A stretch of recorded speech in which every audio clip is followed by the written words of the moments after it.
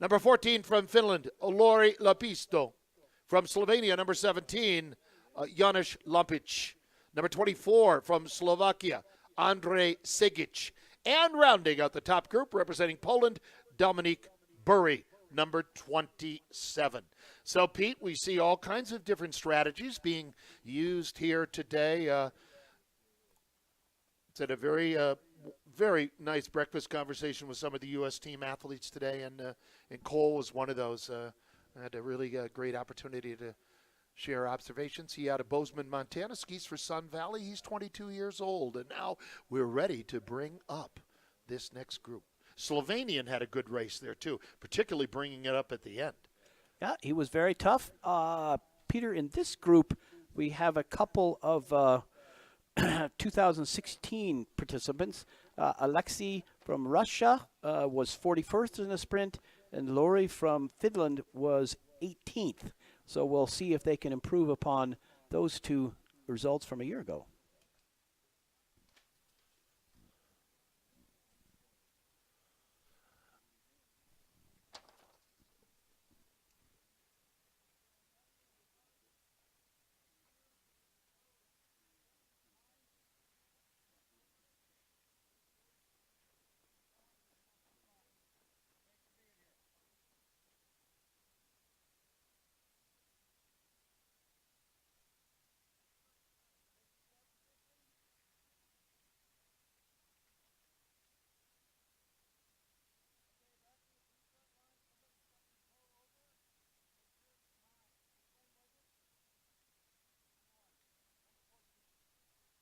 Called back.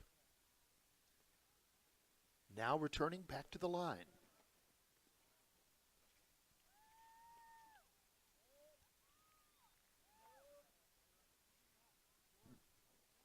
Number 24 there, jumping out. Sigic of Slovakia. He's getting a yellow card. That coming from one of the TDs there, who is Georg Ziffel. Old friend of mine, great German champion. A brilliant thinker on behalf of the cross-country sport on the FIS committee. And now we're underway, ladies and gentlemen. This should be a good one here. Well, one thing all cross-country skiers share is a love of the outdoors and the beautiful scenery. But right now, Pete, no time to enjoy the beautiful views, as it looks like Norway jumping out into first place. Not exactly beating cheeks up the first hill here, but let's see how far they double pull. Not that far. Most of these guys looks like they've got wax on. Very nice classic technique up here, picking up the pace a little bit. You see just how quick the classic technique with the diagonal stride, that kick, perhaps not as always as elongated as we had in our era, but it's a very high tempo, a very quick turnover. Things are always changing, and we'll be meeting with Brian Fish at the end of this to discuss some of the changes that have occurred over the years. Peter, right now down here in the start area, the temperature has just risen very perceptibly, a couple of degrees it feels like. So the changes out on the snow will be interesting to see how they play out. We have some clouds that'll pass over as well, but definitely a little different conditions as the day goes on.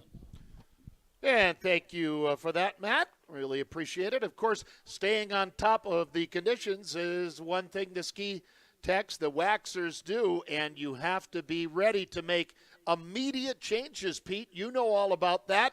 To be aware if the temperatures are rising, is the snow getting more abrasive? There are all types of factors to calculate.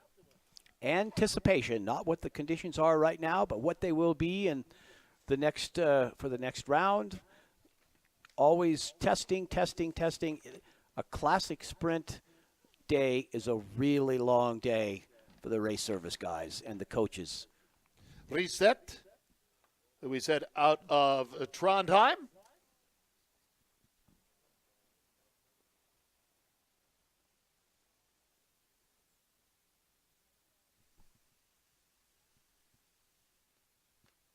And what a masterful job that Hermod Bjerkestad and John Ahlberg did. in creating and laying out this venue. And there is a very good battle developing between Norway and Russia, as is so often been the case historically in this sport.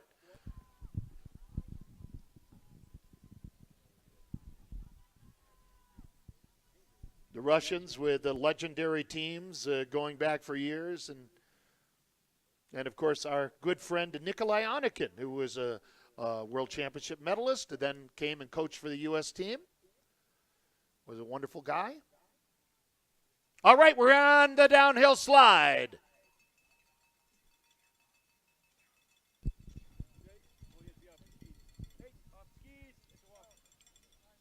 All right, and making the turn right there, it's Norway and Russia.